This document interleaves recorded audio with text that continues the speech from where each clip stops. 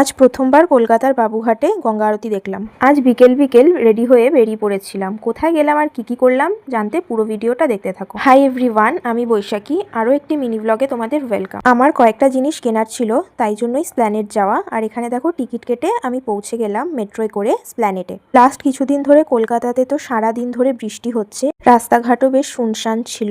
আজ আর স্ট্রিট শপগুলো ভালো করে এক্সপ্লোর করা হয়নি, যেহেতু বৃষ্টি হচ্ছিল। তাই সোজা পৌঁছে গেলাম শ্রীলেদার্সে মায়ের জন্য একটা জুতো নেওয়ার জন্য। এরপর বিলিং করিয়ে আমরা বেরিয়ে গেলাম শ্রীলেদার্স থেকে।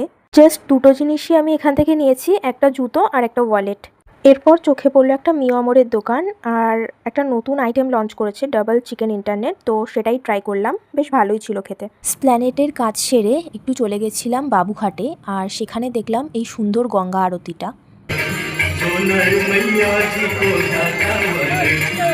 So that's it for today. I hope you like this